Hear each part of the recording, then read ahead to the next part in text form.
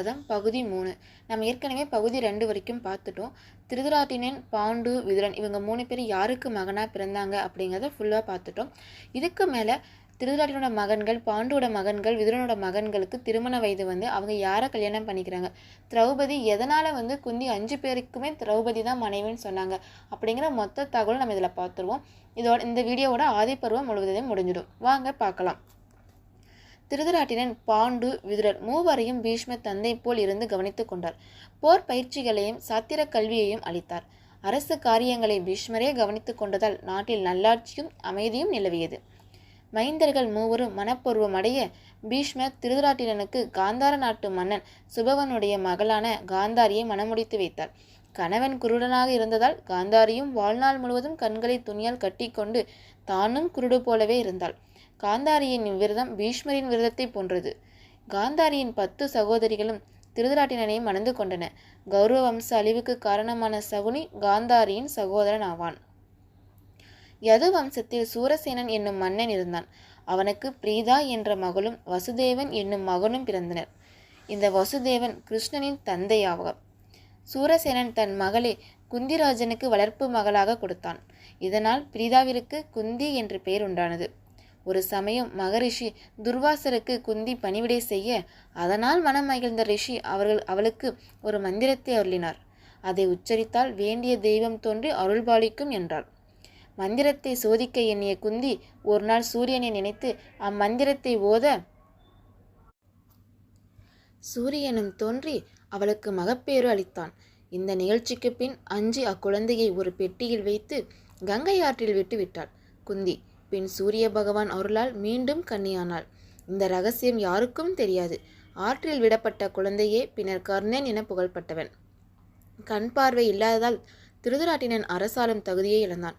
பின் பீஷ்மர் பாண்டுவை அரியணையில் அமர்த்தி அவனுக்கு முடிச்சூட்டினார்.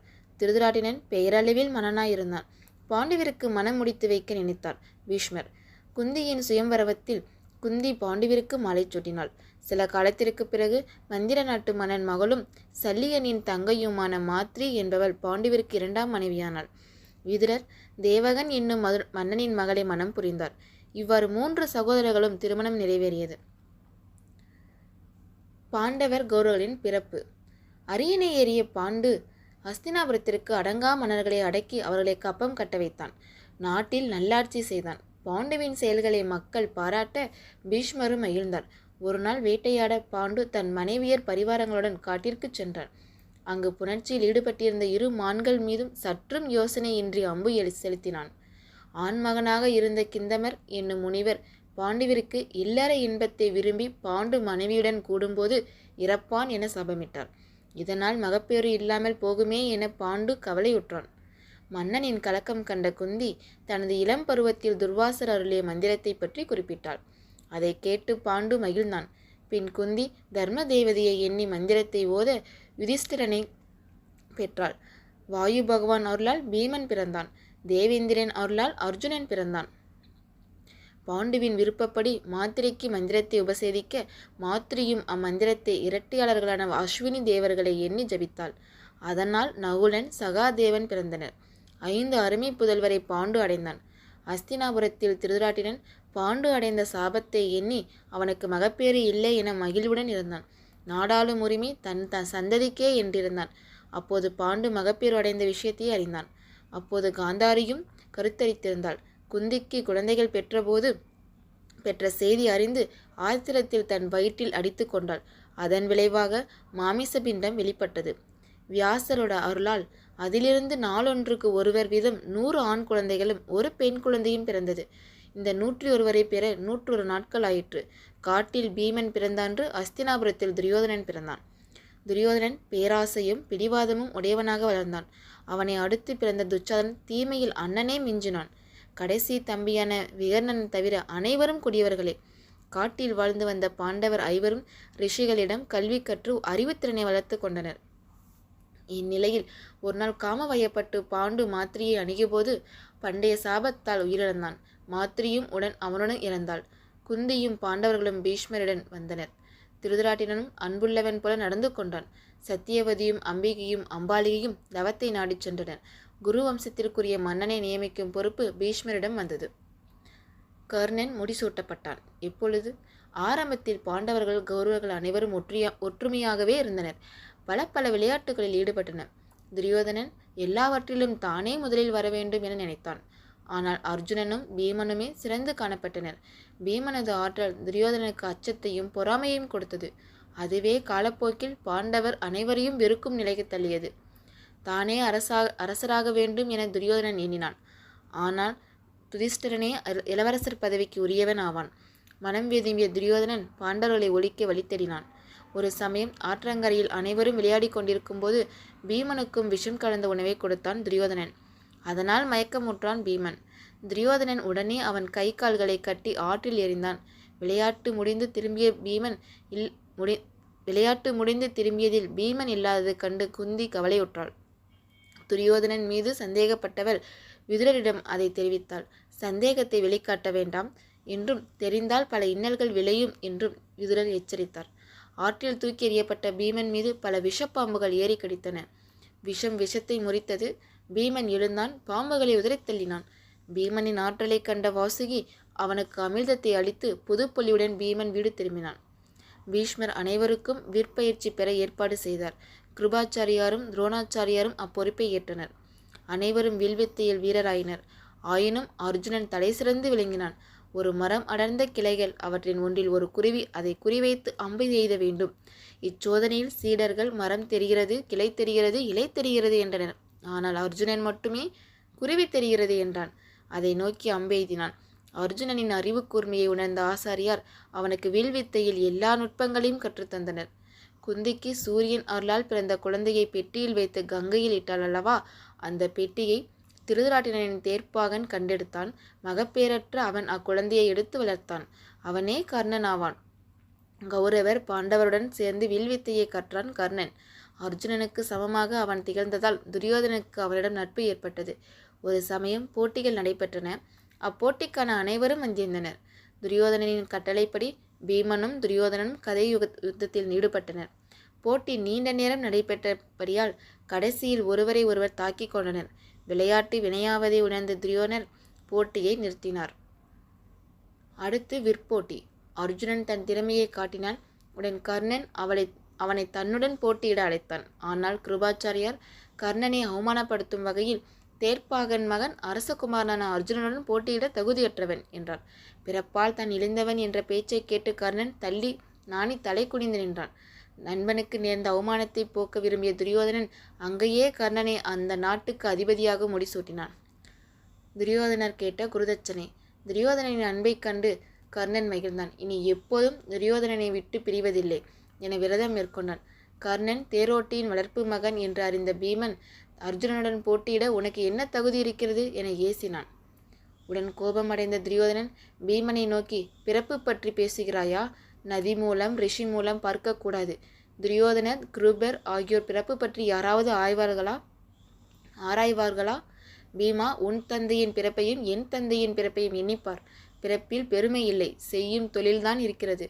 உண்மையில் அர்ஜுனிடம் வீரம் இருக்குமேயானால் கர்ணனிடம் மோதி பார்க்கட்டும் என்றான். ஆனால் போட்டி தொடரவில்லை. பயிற்சியும் போட்டியும் முடிந்த பின் குருவான துரோணருக்கு அரசகுமாரர்கள் குருதட்சணை தர விரும்பினர். ஆனால் துரோணர் எதிர்பார்த்த தட்சணை வேறு. அவரது இளமை காலத்தில் அவரது தந்தையான பரசுத்துவ முனிவரிடம் பலவித கலைகளை கற்று வந்தார். அந்த சமயம் பாஞ்சால நாட்டு மன்னன் புருஷதனின் மகன் துருபதனும் பரத்துவாசரிடம் பயின்று வந்தான். நாள் ஆக ஆக இருவரின் நட்பும் நெருக்கமாக தான் மன்னனாக ஆனதும் நாட்டில் பாதியை துரோணருக்கு கொடுப்பதாக துருபதன் வாக்களித்தான். பின் துருபதன் மன்னனாக ஆனபின் அந்த சமயம் துரோணர் வறுமையில் வாடினார். துருபதனை காண அவர் சென்றபோது துருபதன் அவரை அலட்சியப்படுத்தினான். அரசனுக்கும் ஆண்டிக்கும் நட்பா என்றான். துரோணரை அவமானப்படுத்தினான். துரோணர் அவனை பழிவாங்க காத்திருந்தார். இப்போது அதற்கான நேரம் வந்ததாக எண்ணினார். தன் மாணவர்களை நோக்கி, பாஞ்சால நாட்டு மன்னனை சிறை கொண்டு வந்து தாருங்கள், அதுவே நான் விரும்பும் குருதட்சணை என்றார். துரியோதனனின் படை கொண்டு துருபதனிடம் போரிட்டு தோற்று போயிட்டான். பின் அர்ஜுனன் சென்று அவனை வென்று சிறைப்படுத்தி துரோணர் முன் நிறுத்தினான். துரோணர் துருபதனை நோக்கி, செல்வச் செருக்கால் தலை நிமிர்ந்து நின்றாயே, இப்போது உன் நிலையை பார். செல்வம் நில்லாதே என உணர்.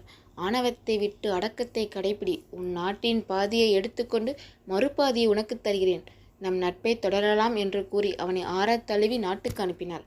ஆனால் துருபதன் மனம் மாறவில்லை. துரோணரிடம் முன்னைவிட பல மடங்கு கோபம் கொண்டான். அவரை கொல்ல மாபெரும் வீரனை மகனாக பெற வேண்டும் என உறுதி பூண்டான். பெரும் வேள்வி செய்தான். அந்த வேள்வியிலிருந்து அவனுக்கு ஒரு மகனும் ஒரு மகளும் தோன்றினர். எதிர்காலத்தில் துரோணரை அழிக்க பிறந்த அந்த மகன் பெயர் திட்டத்துய்மன், மகளின் பெயர் திரௌபதி.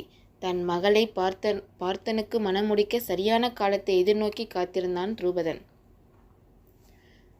திருதராட்டிரன் பார்வையற்றவனாய் இருந்த காரணத்தினால் குருகுலத்து ஆட்சியை பாண்டுவே நடத்தி வந்தான் என்பதால் பாண்டு புத்திரர்களிடம் மக்களுக்கு நாட்டம் அதிகம் இருந்தது. இச்சமயத்தில் ஹஸ்தினாபுரத்து அரசியலில் மாற்றங்கள் ஏற்பட்டன. அரச குமாரர்களில் யுதிஷ்டர் மூத்தவர் ஆனபடியால் இளவரசர் பட்டத்துக்கு அவரே உரியவரானார். பீஷ்மர், துரோணர், விதுரர் ஆகியோர் யுதிஷ்டரை இளவரசராக்கினர். இவர் சத்தியத்திற்கும் பொறுமைக்கும் இருப்பிடமாக இருந்தார். அவரது தம்பிகளையும் நாட்டின் எல்லை விரிவடைய உதவினார். பாண்டவர்கள் உயர்வு கண்டு துரியோதனன் மனம் புழுங்கினான். விரைவில் யுதிஷ்டரர் நாட்டுக்கு மன்னன் ஆகிவிடுவாரோ என எண்ணினான். தன் மனக்குமரலை சகுனியிடமும் துச்சாதனிடமும் கர்ணனிடமும் வெளிப்படுத்தினான். அதற்கு சகுனி பாண்டவர்களை சூதாட்டத்தில் வெல்லலாம் என்றான். நீண்ட யோசனைக்கு பிறகு எப்படியாவது பாண்டவர்களை ஹஸ்தினாபுரத்திலிருந்து வெளியேற்ற தீர்மானித்தார். துரியோதனன் தன் தந்தையிடம் சென்று, தந்தையே, யுதிஷ்டரனை இளவரசனாக நியமித்து தவறு செய்துவிட்டீர். அதனால் பாண்டவர் இப்போது ஆட்சி உரிமைக்கு முயல்கின்றனர். ஆகவே என் மீதும் தம்பியர் மீதும் உங்களுக்கு அக்கறை இருக்குமேயாயின் பாண்டவர்களை சிறிது காலமாவது வேறிடம் செல்ல கூறுங்கள் என்றான். அவன் மேலும் கூறினான், கதா யுத்தத்தில் என்னை பீமன் தாக்கிய போதும் எங்கள் சார்பில் யாரும் பேசவில்லை. பாட்டனாரும் துரோணரும் கிருபரும் கூட மனம் மாறி பாண்டவர் பக்கம் போனாலும் போவார்கள். விதுரர், பாண்டவர் பக்கமே. இப்போதே பாண்டவர்கள் நாட்டை விட்டு வெளியேற வேண்டும். அதன் பின் மக்களை நம் பக்கம் திருப்பி நம் ஆட்சியை நிலைபெறச் செய்யலாம் என்றான். மகனை பற்றி நன்கு அறிந்த திருதராட்டிரன் அவனுக்கு பல நீதிகளை கூறி உனது துரோக எண்ணத்தை விட்டுவிடு என்று அறிவுரை கூறினான். எந்த நீதியும் துரியோதனனை காதில் விழவில்லை. கடைசியில் மகன் மீது இருந்த பாசத்தால் பாண்டவர்களை வாரணாவதம் அனுப்ப ஒப்புக்கொண்டான் துரியோதனன். துரியோதனன் மூளை குறுக்கு வழியில் வேலை செய்ய ஆரம்பித்தது. அவன் நாட்டில் சிறந்த சிற்பியும் அமைச்சனும் ஆன புரோசனை கண்டு வாரணவதத்தில் ரகசியமாக அரக்கு மாளிகை ஒன்றை அமைக்க தீர்மானித்தான். அது எளிதில் தீப்பற்றி எரியக்கூடியதாய் இருக்க வேண்டும். அதில் குந்தியையும் பாண்டவர்களையும் தங்கச் செய்து அவர்கள் தூங்கும்போது அம்மாளிகையை தீயிட்டு கொளுத்தி அவர்களை சாம்பலாக்க வேண்டும் என்று தீர்மானித்தது. புரோசனை கூப்பிட்டு வேண்டிய பொருள்களை கொடுத்து அரக்கு மாளிகையை அமைக்க வாரணாவதம் அனுப்பினான். குந்தியும் பாண்டவர்களின் மற்ற சகோதரர்களும் எப்படி தப்பிப்பார்கள் என்பதை அடுத்த பகுதியில் நம்ம பார்ப்போம். இந்த வீடியோ உங்களுக்கு பிடிச்சிருந்தா சப்ஸ்கிரைப் பண்ணி லைக் பண்ணுங்கள் ஃப்ரெண்ட்ஸ்.